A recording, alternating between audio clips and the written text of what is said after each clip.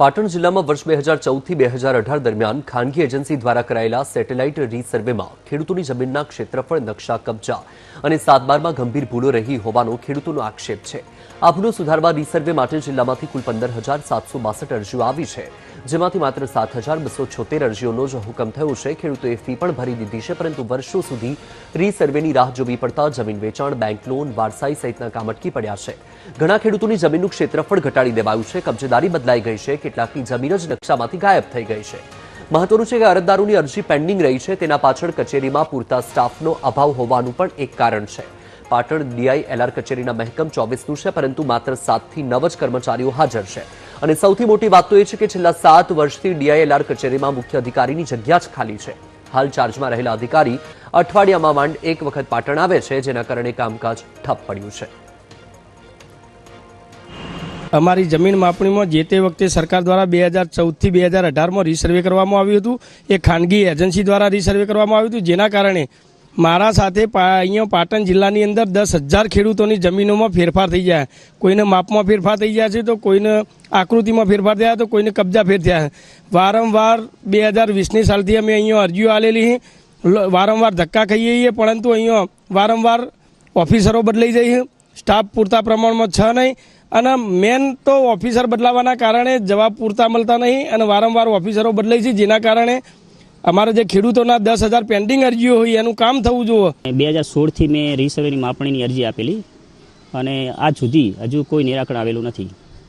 કેટલી વાર ધક્કા ખાવા પડે છે અને કારણ શું હતું? ધક્કા તો સાહેબ કોઈ ગણતરી ના કરી શકાય એટલા ધક્કા ખાધા છે।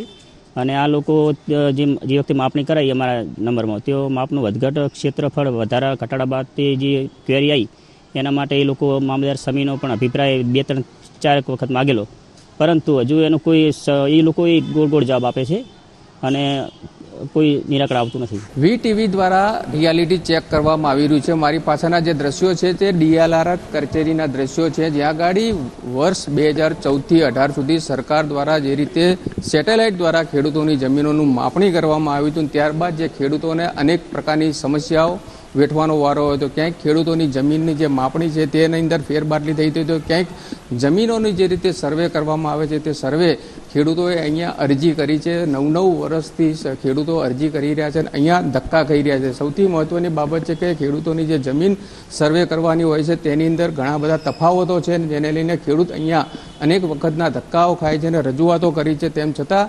અહીંયાથી ખેડૂતોના કામ નથી થતા, ને જેને લઈને જ ખેડૂતોને ધર્મના ધક્કા ખાવાનો વારો આવે છે। જ્યારે VTV ન્યૂઝની ટીમ દ્વારા અહીંયા અધિકારીનો સંપર્ક કરવામાં આવ્યો, ત્યારે અહીંયા અધિકારી પણ જે અહીંયા મૂકવામાં આવ્યા છે તે માત્ર ને માત્ર વર્ષોથી ચાર્જમાં મૂકવામાં આવે છે, જેને લઈને પણ ખેડૂતોને અનેક મુશ્કેલીઓ વેઠવાનો વારો આવે છે। કારણ કે ખેડૂતે જે તે સમયે જે અધિકારી પાસે અરજી કરી હોય, ત્યારબાદ ખેડૂતો દ્વારા જે અરજીનો નિકાલ કરવામાં આવતો હોય છે, ત્યારે અહીંયા મુલાકાત કરે ત્યારે અધિકારીની બદલી થઈ ચૂકી હોય છે, એટલે ફરી એક વખત નવેસરથી તેઓને અરજી કરવાનો વારો આવે છે। એટલે કહી શકાય કે ખેડૂતો દ્વારા જે રીતે સરકાર દ્વારા ઓનલાઈન સેટેલાઇટ દ્વારા જે સર્વે કરવામાં આવ્યું છે, ત્યારબાદ અનેક પ્રકારની જે ગેરરીતિઓ સામે આવી હતી ખેડૂતોના વિવિધ પ્રશ્નોને લઈને, પરંતુ સૌથી મહત્વની બાબત છે કે પાટણ જિલ્લા જે મોજણી શાખા આવેલી છે, DLRIની કચેરી છે, ત્યાં ગાડી વર્ષ 2000 જ્યારથી શરૂ થઈ ત્યારથી આજ સુધી જે અધિકારીએ મૂકવામાં આવે છે તે માત્ર ને માત્ર ચાર્જમાં મૂકવામાં આવે છે, અને બીજી બાજુ જે કર્મચારીઓ હોય છે તેનો પણ અભાવ હોય છે। જે 23 કર્મચારીઓની જરૂરિયાત હોય છે તેની સામે માત્ર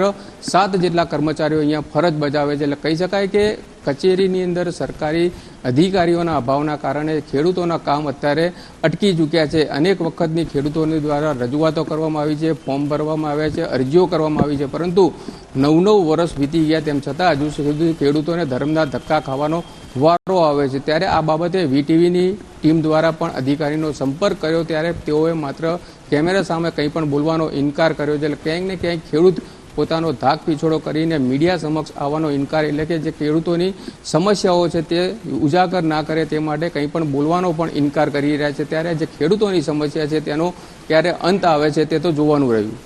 ભરત પ્રજાપતિ, VTV ન્યૂઝ, પાટણ।